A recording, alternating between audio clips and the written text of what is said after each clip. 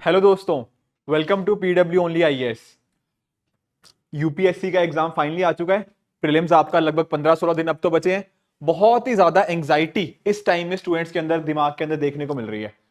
अब बहुत सारे डाउट्स भी हैं कि सर आखिरी के 15-16 दिनों के अंदर कैसे रिवीजन कैसे करनी है, मॉक टेस्ट देने चाहिए कैसे दें, सी सेट की तैयारी भी करनी है और जो टॉपिक्स आ रहे हैं ना बार बार उनकी रिवीजन भी करनी है। अब रिवीजन में सबसे बड़ी दिक्कत पता क्या आती है, हमने चीजें पढ़ भी ली पर कहीं दिमाग में ऐसा लगता है कि चीजें नहीं भी पढ़ी है कि नहीं। आई एम वेरी श्योर आप सभी को इस तरह की एंग्जाइटी या इस तरह की सिचुएशन फील हो रही होंगी इस टाइम पर, और ये बहुत ही कॉमन चीज है। अब ऐसे टाइम पर आपको definitely previous year question attempt करने चाहिए, सी सेट की तैयारी करते रहना चाहिए। बट आज के सेशन में हम डिस्कस करेंगे कि क्या ऐसे इंपॉर्टेंट टॉपिक्स है जिनको हमें आने वाले दिनों के अंदर बिल्कुल भी मिस नहीं करना। देखो, यूपीएससी का फुल फॉर्म जानते हो, यूनियन पब्लिक सर्विस कमीशन। कुछ लोग ना इस यू को बोलते हैं कि नहीं सर ये अनप्रिडिक्टेबल पब्लिक सर्विस कमीशन है।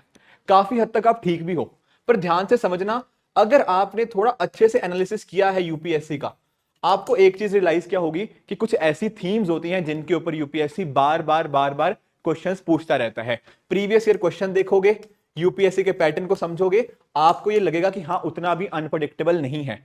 अब आज के सेशन में ना हम इन्हीं पर्टिकुलर थीम्स को समझने की कोशिश करेंगे कि कौन सी थीम्स है जो हमने मिस नहीं करनी आने वाले 15 से 20 दिनों के अंदर, ताकि आने वाले दिनों के अंदर हम उसको मैक्सिमम यूटिलाइज कर पाएं एंड साथ ही साथ अपने प्रीलिम्स क्लियर करने के चांसेस को बढ़ा पाएं। एक छोटी सी चीज में अगर आपको बताऊं ना, आप नोटिस करो कुछ इंपॉर्टेंट जो थीम्स थी उनके बारे में डिस्कशन हमारा जो ओनली आईएएस एक्सटेंडेड का चैनल है वहां पर ऑलरेडी हो रही है। जैसे फॉर एग्जांपल आप यहां पर इंडियन ज्योग्राफी देख सकते हो, इंटरनेशनल ऑर्गेनाइजेशंस हो गया, places in news, an extremely important topic. हर साल 2 से 3 क्वेश्चन आते हैं यहां से, ठीक है ना। तो इनको आपने डेफिनेटली मिस नहीं करना। अब चलो हम थोड़ा थीम्स डिस्कस करेंगे, बट बिफोर दैट जो स्टूडेंट्स कहीं ना कहीं 2024 की तैयारी कर रहे हैं ना, उन सभी के लिए एक बहुत इंपॉर्टेंट इंफॉर्मेशन है। देखो, यूपीएससी हर साल अपने आप को इनोवेट कर रहा है, इस वजह से जरूरत है कि हम भी अपनी तैयारी को उसी तरह से अलाइन करें, उसी तरह से हम भी इनोवेट करें। और हमारा जो सीटीआर मॉडल है ना, इसी तरह से अपने आप को अलाइन करता है। सर वो कैसे? देखो, बहुत ही क्लासरूम टेस्ट रिवीजन, ये 3 जो फीचर्स है ना यहां पर इंक्लूडेड है। और इस तरह से आपकी तैयारी को करवाया जाता है कि आप चीजें पढ़ तो रहे हो, साथ साथ उनको टेस्ट भी कर रहे हो, रिवाइज भी कर रहे हो, प्लस बहुत सारे और फीचर जैसे ऑनलाइन आपका ऑप्शनल्स हो गया, ठीक है ना, आपका 24/7 लाइब्रेरी हो गया। ये अलग अलग फीचर्स यहाँ पे एडेड हैं ताकि आपको एग्जाम के हिसाब से अलाइन किया जा पाए। अब इस पर्टिकुलर चीज को एक्सेस करने के लिए ना हमारी टीम की तरफ से ऑलमोस्ट आप समझो फ्री की तरह ही है, ठीक है। 11 रुपीज जस्ट एक टोकन अमाउंट है, ऑलमोस्ट फ्री ही आपको एक हफ्ते का इसका एक्सेस मिल रहा है। आप इंश्योर कीजिए कि इसको आप, इसका एक्सेस को आप यूज कीजिए और अच्छे से आपको पता लगेगा कि जो एक तरह से नए फीचर्स हैं इनोवेटिव मॉडल के थ्रू, जहां पर यूपीएससी की तैयारी आप बहुत अच्छे ढंग से करोगे, उसको आप यूज कर सकते हो। तो ये हमारा pwonlyas.com है, यहां पर आप जा सकते हो। कोई डाउट्स है तो डेफिनेटली इन नंबर से हमें कांटेक्ट भी कर सकते हो। चलो अब स्टार्ट करते हैं हमारे टॉपिक्स की तरफ। दोस्तों आगे चलते हैं, पॉलिटी के टॉपिक डिस्कस कर लेते हैं। अब देखो, पॉलिटी का रीजन क्या है मैं डिस्कस करने का, अगर आप नोटिस करोगे ना तो लगभग हर साल हमें कहीं ना कहीं 15 के आसपास क्वेश्चन पॉलिटी से देखने को मिलते हैं। एंड अगर आपकी पॉलिटी अच्छी है ना, ट्रस्ट मी, बहुत ही इजी क्वेश्चंस आते हैं। एटलीस्ट 15 में से 12-13 क्वेश्चन तो डेफिनेटली डुएबल हर साल होते ही होते हैं, ठीक है। और आप जानते हो आपकी फेवरेट बुक है यहाँ पे लक्ष्मीकांत, तो इसको आपने डेफिनेटली अच्छे से पढ़ा है, I am very sure about it. पर जस्ट क्विकली एक बार देख लेते हैं कौन कौन से टॉपिक्स हमें नहीं मिस करने। प्रियम्बल, ठीक है, प्रियम्बल के बारे में सारी चीजें पता होनी चाहिए कि प्रियम्बल के अंदर कौन कौन से नए वर्ड्स कब इंट्रोड्यूस करेंगे, ठीक है। 2021 में यही सेम क्वेश्चन आया था कि 26 जनवरी 1950 को क्या था प्रियम्बल के अंदर, नए वर्ड्स कब इंट्रोड्यूस करेंगे, कैसे इंट्रोड्यूस करेंगे, प्रियम्बल पार्ट है या नहीं है हमारे कॉन्स्टिट्यूशन का, ठीक है। इस तरह के क्वेश्चन आपको डेफिनेटली पता होने चाहिए। Similarly fundamental right, fundamental duties, DPSPs, ये तो डेफिनेटली इंपॉर्टेंट है ही है, ठीक है। जैसे फॉर एग्जांपल आप बात कर लीजिए 2020 और 21 में हमें डीपीएसपी के ऊपर मल्टीपल क्वेश्चन देखने को मिले, ठीक है। Separation of executive from judiciary, DPSP का पार्ट है, आर्टिकल 50 हो गया, आर्टिकल 51 के ऊपर क्वेश्चन आ रखे हैं, ठीक है। कौन सा पार्ट जस्टिसेबल है या नहीं है, ठीक है। पार्ट 3, पार्ट 4, पार्ट 4A, ये सारी चीजें पूछ रखी हैं, ठीक है ना, कि जस्टिसेबल कौन सा होता है कौन सा नहीं होता, फंडामेंटल ड्यूटीज कब ऐड करी गई थी, स्वर्ण सिंह कमेटी क्या है, ये सारी कुछ कुछ बेसिक चीजें हैं पर डेफिनेटली पता होनी चाहिए। फंडामेंटल राइट्स के अंदर ना आपको 6 टाइप्स के फंडामेंटल राइट्स एंड उनकी जो फर्दर क्लासिफिकेशन है कि 14 to 18 क्या है, 19 क्या है, ठीक है ना। इस तरह से कहीं ना कहीं आपको पता होना चाहिए, क्योंकि आई थिंक 2021 का एक पेपर था जब राइट टू इक्वालिटी के अंदर क्या क्या चीजें आती हैं वो पूछ लिया था। तो ये सारी कुछ इंपॉर्टेंट चीजें हमारे लिए डेफिनेटली बन जाती हैं। ऊपर से आप नोटिस कीजिएगा बहुत सारी जजमेंट्स आई हैं जो करंट अफेयर्स की वजह से, ठीक है, तो वो भी हमारे लिए इंपॉर्टेंट है। साथ में ये एक दो चीजें और इंपॉर्टेंट है, जैसे for example schedules and parts. अब पार्ट्स तो मैंने आपको समझाया कि कैसे आपको पता होना चाहिए अलग अलग पार्ट्स के बारे में। शेड्यूल के बारे में अगर आप नोटिस करोगे ना, तो एग्जांपल लेके चलते हैं, जैसे 2022 के पेपर में शेड्यूल 10 के बारे में पूछा गया, एंटी डिफेक्शन लॉ के ऊपर डायरेक्ट क्वेश्चन था, काफी इजी क्वेश्चन था, तो शेड्यूल्स के बारे में पता होना चाहिए। एक शेड्यूल 5 के ऊपर भी पिछले साल ही क्वेश्चन आया है कि जब अगर किसी पर्टिकुलर एरिया को हमने शेड्यूल 5 के अंतर्गत ऐड कर दिया तो क्या होगा। वहां पर क्या होता है, एक ट्राइबल लैंड, मतलब जो लैंड ट्राइबल के पास है वो नॉन ट्राइबल को नहीं ट्रांसफर कर जाती, और यही सेम क्वेश्चन 2 या 3 बार रिपीट हो चुका है। तो आपको डेफिनेटली वैसे तो सारे शेड्यूल्स पता होने चाहिए, पर शेड्यूल 5 हो गया आपका, शेड्यूल 6 हो गया, शेड्यूल 10 एंड साथ ही साथ शेड्यूल 11 और शेड्यूल 12, इनको तो आपको बिल्कुल मिस नहीं करना। इवन शेड्यूल 9 भी आपको मिस नहीं करना, ठीक है। आई थिंक 2019 में क्वेश्चन आया था कि शेड्यूल 9 कब ऐड किया गया था, तो प्रधानमंत्री जवाहरलाल नेहरू जी के टाइम पे उसको ऐड किया गया था। 11 और 12 में क्यों बोल रहा हूं, क्योंकि अभी थोड़े टाइम पहले ही एज इन 24 अप्रैल 2023 को 30 इयर्स हो चुके हैं, ठीक है ना। इस दिन को आप जानते हो पंचायती राज डे की तरह सेलिब्रेट किया जाता है। तो 1993 में ये शेड्यूल 11 और शेड्यूल 12 को हमने कॉन्स्टिट्यूशन का पार्ट बनाया था, तो 30 इयर्स हो रहे हैं, तो डेफिनेटली हमारे करंट अफेयर्स में हमारे लिए इंपॉर्टेंट बन जाते हैं। अब उसी तरह से देखो, बात कर ले बेसिक स्ट्रक्चर की। अब बेसिक स्ट्रक्चर लिखने का क्या रीजन है, देखो बेसिक स्ट्रक्चर इसलिए लिखा है क्योंकि आप जानते हो कि 1973 के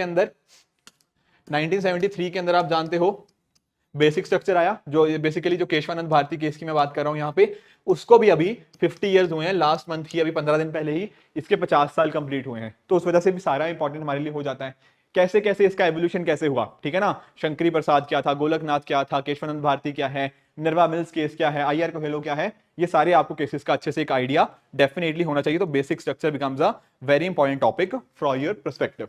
साथ में आप नोटिस करो, देखो यहां पर जैसे ना कुछ की जो फीचर्स होते हैं, जैसे मान लो कि पार्लियामेंट्री सिस्टम क्या है, ठीक है। What do you mean by parliamentary system, कैसे जो आपका लोकसभा के लिए रिस्पॉन्सिबल होते हैं हमारे एग्जीक्यूटिव, ये सारी चीजें पता होनी चाहिए।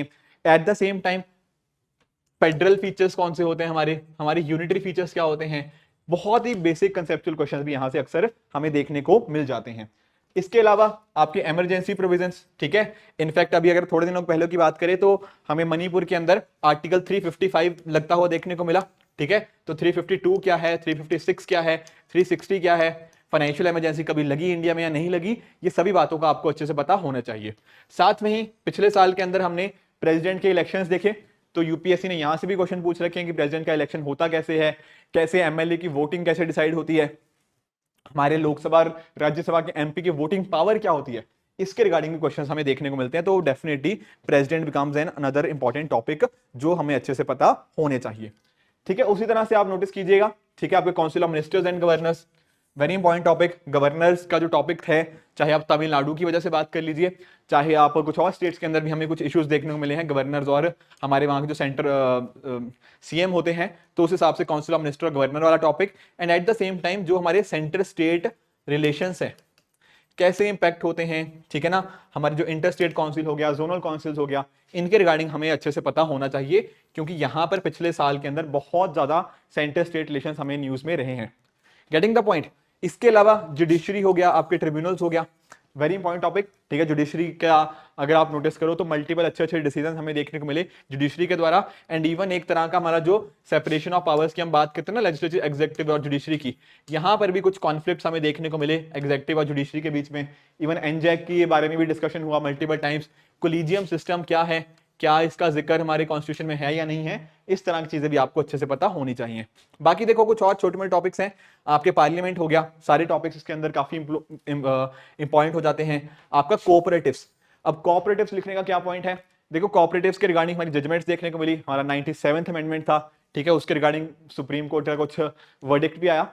साथ में ही साथ अगर आप नोटिस करोगे तो मिनिस्ट्री ऑफ कोऑपरेशन, एक नई मिनिस्ट्री पिछले सालों के अंदर हमें फॉर्म होती हुई देखने को मिली है। एंड इवन गवर्नमेंट का अच्छा खासा फोकस भी है इसके ऊपर, तो ये टॉपिक भी आप मिस मत कीजिएगा।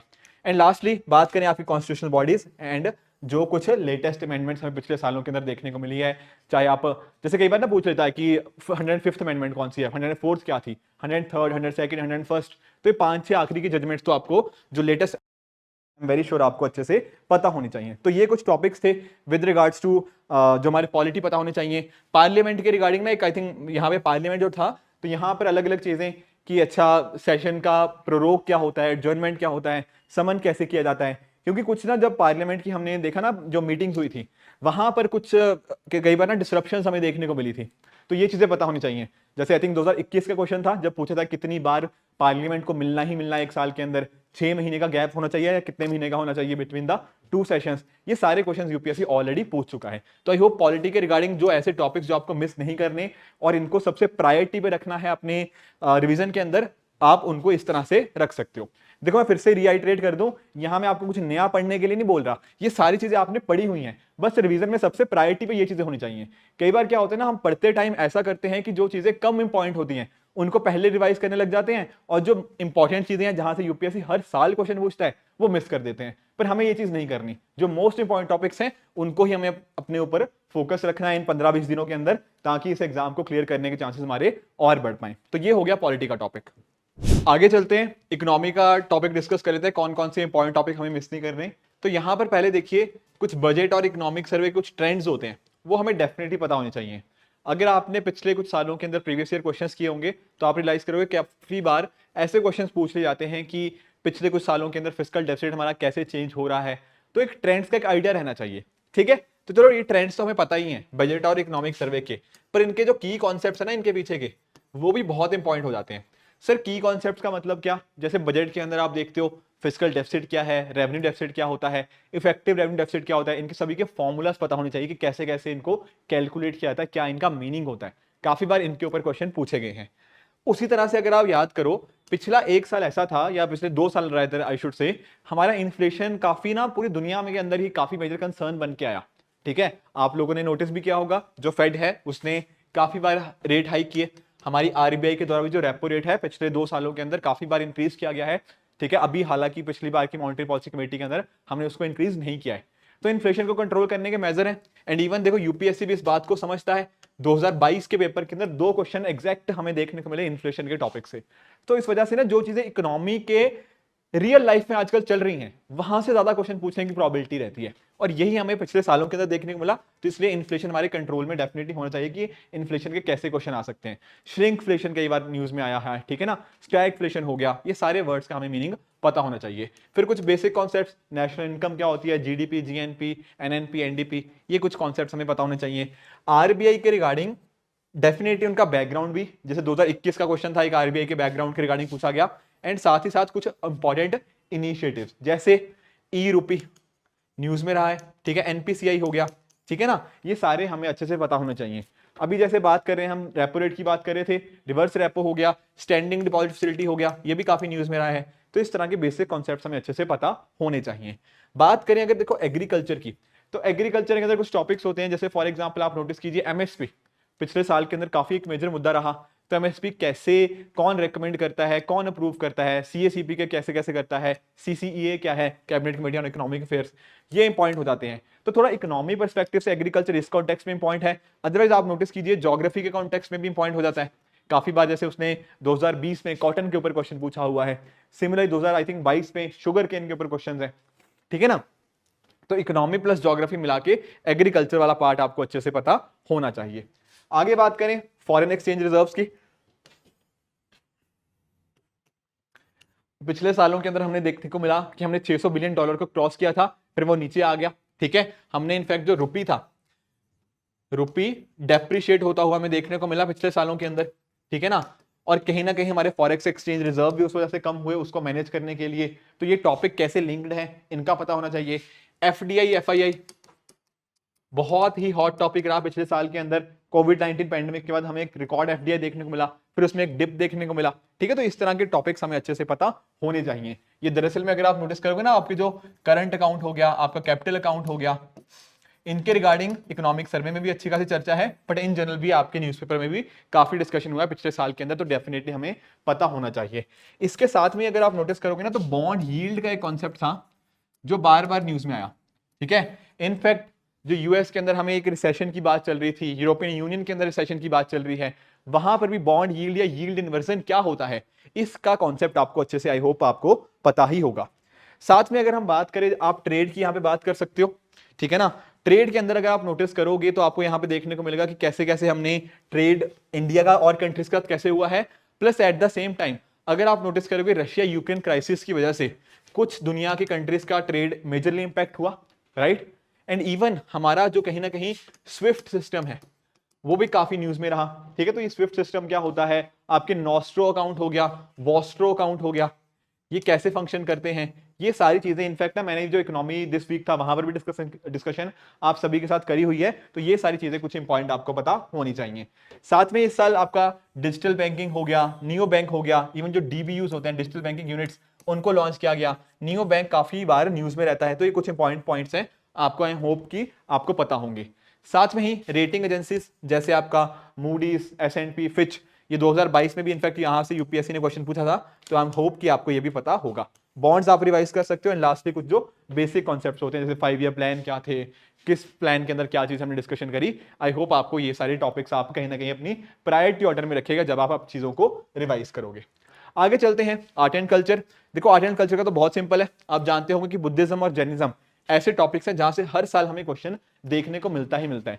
तो ये सबसे पहले आपको इनको रिवाइज करना है, कौन कौन सी बुद्धिस्ट काउंसिल कैसे हुई हैं, जैनिज्म काउंसिल्स कैसे हुई हैं, कुछ इंपॉर्टेंट इनकी टर्मिनोलॉजीज होती हैं बुद्धिज्म के अंदर। जैसे आप जानते हो ना कि मैत्रेय, ठीक है ना, फ्यूचर बुद्धा को हम बोलते हैं, ये यूपीएससी के क्वेश्चन आ चुका है।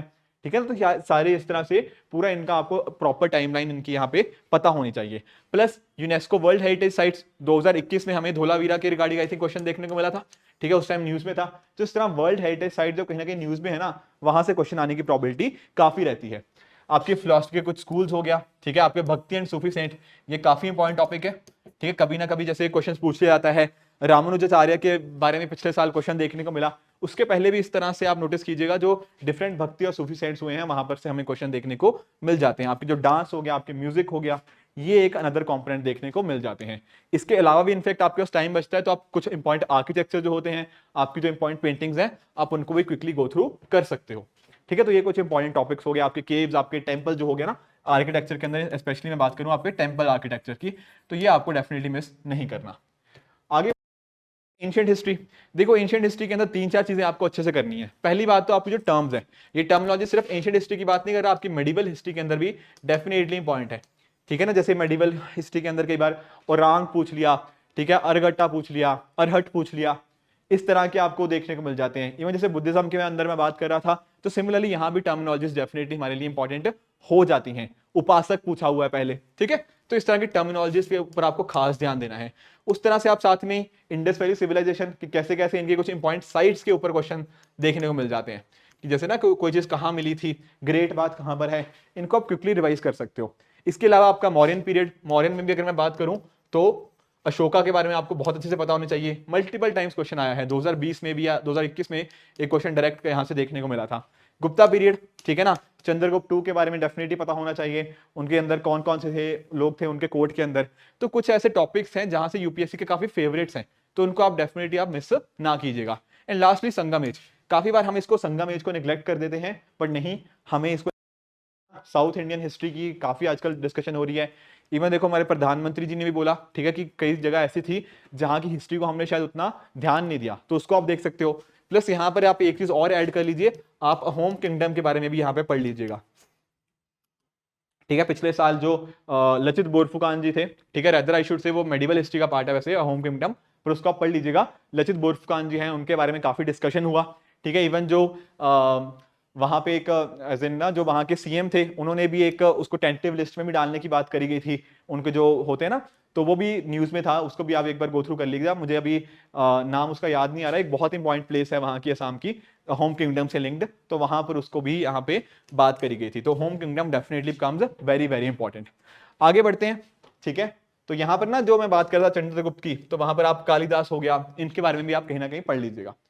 बात करें अगर मेडिवल हिस्ट्री की, तो मेडिवल हिस्ट्री के अंदर आप डेफिनेटली मुगल्स, ठीक है, काफी ज्यादा न्यूज में रहे हैं, कुछ जगह का नाम चेंज हुआ है पिछले कुछ सालों के अंदर, तो मुगल्स हो गया। आपका विजयनगर एम्पायर, ठीक है, ये काफी इजी टॉपिक है, पर definitely very very very important, हर साल क्वेश्चन नियरली हमें देखने को मिलता ही मिलता है यहां पर से।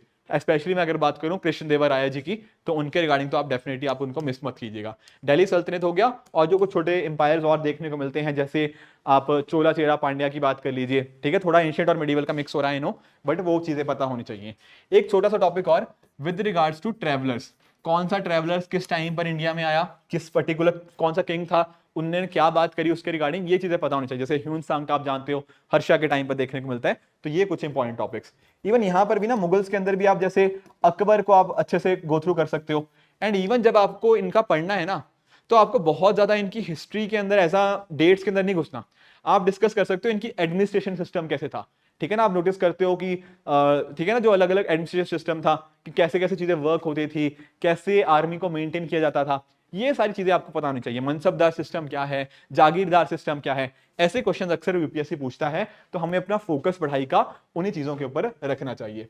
इसी तरह से देखो बात करें हम मॉडर्न हिस्ट्री की, तो देखो मॉडर्न हिस्ट्री ना वैसे तो इंपॉर्टेंट सारी ही है, पर अगर आप नोटिस करोगे कि 1905 से लेकर 1947 तक ये वाला जो टाइम था ना, ये बहुत इंपॉर्टेंट रहा है। चाहे आप बात कर लीजिए स्वदेशी मूवमेंट की, सूरत स्प्लिट हुआ 1907 के अंदर, फिर कहीं ना कहीं जैसे हम गांधीयन एरा की तरफ मूव करते हैं, वहां से चीजें बहुत इंपॉर्टेंट है। Non cooperation movement, civil disobedience movement, quit India movement, और इनके बीच में जो अलग अलग इवेंट्स हुए, चाहे आप ऑगस्ट ऑफर की बात कर लीजिए, आप क्रिप्स मिशन की बात कर लीजिए, ये सारे के सारे जो एरियाज हैं ये डेफिनेटली इंपॉर्टेंट है। तो प्रायोरिटी इसी को रखनी है, 1905 से 1947, ये 40 साल का जो टाइम है ना, यहां पर बहुत इंपॉर्टेंट इवेंट्स हुए हैं, तो इनको आप ध्यान में रखिएगा। साथ में ही सोशल रिलीजियस रिफॉर्म मूवमेंट, राजा राम मोहन रॉय जी ने क्या क्या काम किया, कौन से उन्हें ब्रह्मो समाज की बात कर लीजिए। तो इस तरह से आपके दयानंद सरस्वती जी हो गया, स्वामी विवेकानंद जी हो गया, क्या क्या रिफॉर्म्स मूवमेंट किसने क्या स्टार्ट करी, ये आपका सेकंड प्रायोरिटी आप रख सकते हो। फिर उसी तरह से कुछ और भी चीजें हैं, जैसे स्पेशली न्यूज़पेपर एंड बुक्स, कई बार डायरेक्ट ऐसे क्वेश्चन पूछ लिए जाते हैं कि ये पर्सन कौन सी न्यूज़पेपर के साथ एसोसिएटेड है, ठीक है ना। तो स्पेशली जो फेमस वाले हैं उनका अच्छे से आपको पता होना चाहिए। और कुछ साथ में आप नोटिस कीजिएगा इनके जो कौन सी ऑर्गेनाइजेशन उन्होंने फॉर्म करी, ठीक है, जैसे बहिष्कृत हितकारिणी सभा के बारे में पूछ लिया। तो ऐसे चीजें आपको अच्छे से गो थ्रू करनी है। इवन अगर आपने ना कहीं जो अगर आपने अगर स्पेक्ट्रम पढ़ी है, तो स्पेक्ट्रम के एंड में आपको एक लिस्ट भी मिल जाएगी यहाँ पर, तो आप उसको गो थ्रू कर सकते हो। एक और चीज रिगार्डिंग रिवोल्ट्स, ठीक है, रिवोल्ट्स के बारे में आपको पता होना चाहिए, ठीक है। जैसे उलगुलान के बारे में पूछा गया था पिछले साल, आई थिंक 21 में पूछा गया था, 20 में पूछा गया था। तो इस तरह से आपके और भी रिवोल्ट्स हुए हैं। इवन देखो वाइकॉम सत्याग्रह 1924 की बात हो रही थी, अभी 100 ईयर्स आने वाले हैं उसके, ठीक है ना। रंपा रेविलियन की काफी बार डिस्कशन हो जाता है आपके न्यूज के अंदर। तो इस तरह से कहीं ना कहीं जो रिवोल्ट्स न्यूज में हैं उनको, एंड प्लस जो आपके फेमस रिवोल्ट्स हैं उनको आपको अच्छे से बताना चाहिए। चंपारण क्या है, अहमदाबाद खेड़ा क्या है, ये सारी चीजें आई होप आपको अच्छे से पता होंगी। फिर लास्टली गवर्नर जनरल्स एंड साथ साथ जो आईएनसी की कुछ मीटिंग्स हुई हैं वो अच्छे से पता होनी चाहिए। जैसे फॉर एग्जांपल आपसे पूछ लिया जा सकता है कि फर्स्ट वुमेन प्रेसिडेंट कौन थी आईएनसी की, फर्स्ट इंडियन वुमेन प्रेसिडेंट कौन थी आईएनसी की, ठीक है ना। एंड सिमिलरली गवर्नर जनरल के केस में कुछ इंपॉर्टेंट गवर्नर जनरल्स आप देख सकते हो। लॉर्ड लिटन ने जो काफी उनकी ना पॉलिसीज काफी खराब रही हैं, on the other hand Lord Ripon की काफी अच्छी पॉलिसीज रही हैं। तो ये कुछ पॉलिसीज आपको डेफिनेटली अच्छे से गो थ्रू आप यहां पर कर सकते हो, राइट। वाइकॉम सत्याग्रह आप पढ़ सकते हो, कहीं ना कहीं आपका तिभागा मूवमेंट हो गया, इंडिगो हो गया, बारदौली हो गया, पाइका रेबिलियन, ये काफी फेमस हुए हैं पिछले कुछ सालों के अंदर, तो आप इनको गो थ्रू कर सकते हो। सिमिलरली देखो बात करें हम इंडियन ज्योग्राफी की, ज्योग्राफी की बात करूं तो आपको फोकस यहाँ पे ज्यादा इंडियन ज्योग्राफी के ऊपर रखना है। हालांकि इंपॉर्टेंट सारी चीजें हैं, आपका फिजिकल ज्योग्राफी भी इंपॉर्टेंट है, पर रिवीजन के अंदर हमें कुछ प्रायोरिटी को सेट करनी पड़ेगी ना, तभी तो हम कहीं ना कहीं उसको लिमिट कर पाएंगे, अदरवाइज तो अनलिमिटेड सिलेबस हो जाएगा, वो चीज नहीं करनी। तो थोड़ा सा लिमिट लगाने की कोशिश करो। तो Indian geography specially places in news जो है ना, उनको आप गो थ्रू कीजिएगा। काफी बार question in places in news से देखने को मिल जाते हैं। एग्रीकल्चर मैंने आपको समझा ही दिया। उसी तरह से कुछ फेवरेट टॉपिक्स हैं, जैसे कोरल रीफ्स यूपीएससी का काफी फेवरेट टॉपिक है। मैपिंग में आपको समझा चुका हूं, जो प्लेसेस इन न्यूज हो गया, ठीक है ना। तो इसी तरह से आपके कुछ एनर्जी हो गया, आपके डिजास्टर्स हो गया, रिवर्स एंड ट्रिब्यूटरीज हो गया, इनको आप अच्छे से गो थ्रू कर सकते हो। सारा सिलेबस मैं नहीं लिख रहा, जो इंपॉर्टेंट पॉइंट आपने मिस किया हुआ है, ठीक है ना, उसको गो थ्रू करो। मैं फिर से रिएटरेट कर दूं, देखो ऐसा नहीं है कि मैं ऐसा मत सोचना कि बहुत सारे टॉपिक सर ने तो लिखा दिए, नहीं। आप खुद सोचो, आपने ज्यादातर चीजें पढ़ रखी हैं, हार्डली कोई चीज होगी, आपने कोरल रीफ पढ़ रखा है, एग्रीकल्चर पढ़ा है, सारी चीजें पढ़ तो रखी हैं।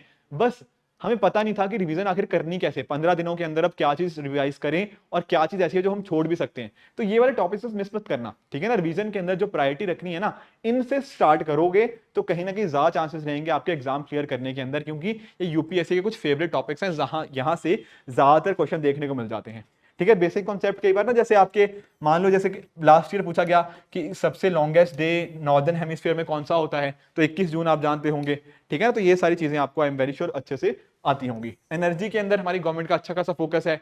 आपके जो बायोफ्यूल्स की बात कर लीजिए, आप बात कर लीजिए हाइड्रोजन एनर्जी की, सोलर एनर्जी की, तो आप उनको भी गो थ्रू कर सकते हो। इसी तरह से लास्टली अगर मैं बात करूं आपका एनवायरमेंट की, ठीक है, एक दो और स्लाइड्स भी हैं। एनवायरमेंट की बात करूं, थोड़ा आपको करंट पोर्शन के ऊपर ज्यादा फोकस रखना है। Static I am very sure ये सारी चीजें आपको पता होंगी कि इकोसिस्टम क्या होता है, एनवायरमेंट क्या होता है, पर इसका करंट अफेयर्स पे भी थोड़ा ज्यादा ध्यान रखिएगा, क्योंकि ज्यादातर जो क्वेश्चंस आते हैं वो थोड़ा करंट ओरिएंटेड ज्यादा आते हैं। आपकी कुछ स्पीशीज होती हैं जो न्यूज में होती हैं, ठीक है ना, इनको आप गो थ्रू कर सकते हो। आपके कुछ बायोडाइवर्सिटी पार्क्स हो गया, ठीक है ना, एज इन जो नेशनल पार्क्स हो गया, वाइल्ड लाइफ सेंचुरीज हो गया, प्रोटेक्टेड साइट्स जो न्यूज में हैं, उनको आप थोड़ा ज्यादा फोकस यहाँ पे रख सकते हो। साथ में ही जैसे छोटी छोटी चीजें, जैसे आपका COP27 हुआ है आपका, ठीक है ना, आपको कहीं ना कहीं आईपीसीसी की जो लेटेस्ट रिपोर्ट्स आई हैं, फॉरेस्ट सर्वे ऑफ इंडिया की जो लेटेस्ट रिपोर्ट्स हैं, इनको आप एक बार नजर घुमा सकते हो, इनके ऊपर रिवीजन के अंदर थोड़ा प्रायोरिटी रख सकते हो, क्योंकि क्वेश्चन इनके ऊपर पूछ लिए गए हैं, राइट। तो वेटलैंड हो गया, आपके रामसर साइट्स हो गया, आपके नेशनल और इंटरनेशनल लॉज हो गया, जैसे फॉर एग्जांपल आप जानते होंगे कि सेंट्रल पोल्यूशन कंट्रोल बोर्ड हो गया, जो कौन से एक्ट के थ्रू फॉर्मेशन होता है, वाटर एक्ट हो गया, एयर एक्ट हो गया, ईपीए हो गया। उसी तरह से आप नोटिस कीजिए 1972, ठीक है, आपका वाइल्ड लाइफ प्रोटेक्शन एक्ट था, इसको भी 50 साल हुए हैं और ये भी काफी न्यूज में है, तो इसको भी आप अच्छे से गो थ्रू कर सकते हो। These are some of the important topics जो आपको अच्छे से पता होने चाहिए। आगे बढ़ते हैं, आपकी कुछ इंटरनेशनल ऑर्गेनाइजेशन आप देख सकते हो, ठीक है, तो कुछ इंपॉर्टेंट ऑर्गेनाइजेशन का नाम लिखा है, हालांकि मैंने 2 घंटे का यूट्यूब पे वीडियो भी बनाया है जहां पर इंपॉर्टेंट इंटरनेशनल ऑर्गेनाइजेशन डिस्कशन करी है, आपको ओनली ऐसे एक्सटेंडेड चैनल पे वो चीज मिल जाएगी, ठीक है ना, उसको आप गो थ्रू कर सकते हो। पर जैसे WTO हो गया आपका, ठीक है ना, उसी तरह से आपका G20 और SCO, मुझे बताने की जरूरत नहीं पड़नी चाहिए कि क्यों ये मैं बता रहा हूँ, ठीक है, G20 की इंडिया के पास प्रेसिडेंसी है, सिमिलरली इंडिया SCO के अंदर भी इंपॉर्टेंट इंडिया में ही हमें देखने को मिलेगा, तो ये काफी इंपॉर्टेंट है। प्लस क्वाड आपका UN हो गया, NDB न्यू डेवलपमेंट बैंक काफी न्यूज में रहा है, और वर्ल्ड बैंक IMF, तो ये कुछ इंपॉर्टेंट इंटरनेशनल ऑर्गेनाइजेशंस हैं जो आप प्रायोरिटी में अपने सबसे ऊपर रख सकते हो। हालांकि ऑर्गेनाइजेशन काफी सारी हैं, पर दीज आर समवन जो कि काफी ज्यादा न्यूज में रही हैं पिछले साल के अंदर। उसी तरह से लास्टली अगर बात करें साइंस एंड टेक्नोलॉजी की, देखो यहाँ पर भी ना ज्यादातर जो क्वेश्चन आते हैं वो करंट अफेयर्स के ऊपर आते हैं, ठीक है, प्लस थोड़ा एप्लीकेशन ओरिएंटेड आते हैं, तो हमारी प्रेपरेशन या फिर रिवीजन स्ट्रेटजी भी इन्हीं दोनों के अराउंड कहीं ना कहीं घूमनी चाहिए। तो आप बात कर लीजिए जैसे बायोटेक्नोलॉजी की, ठीक है ना, तो बायोटेक अच्छे से पता होना चाहिए आपको। कई बार ना जीन एडिटिंग के ऊपर क्वेश्चन मल्टीपल टाइम्स पूछे गए हैं, क्रिस्पर Cas9 क्या है, और एडिटिंग टेक्नोलॉजीज, आपका मॉडिफिकेशन क्या होता है, these are some very important topics for your prelims. साथ में ही नैनो टेक्नोलॉजी हो गया, आपका IT हो गया, आपके स्पेस मिशन, आपकी वैक्सीन एंड डिजीजेस, ठीक है, मल्टीपल क्वेश्चन इनके ऊपर देखने को मिल जाते हैं। तो आपका डिफेंस भी एक ना सेक्टर रहता है, तो कुछ इंपॉर्टेंट डिफेंस एक्सरसाइज को आप गो थ्रू कर सकते हो अपने एंड पे। एंड लास्टली आपके जो जैसे ना कुछ टॉपिक्स होते हैं, फॉर एग्जांपल आप बात कर लीजिए ग्रेविटेशनल वेव्स की, इसके ऊपर क्वेश्चंस आते रहते हैं।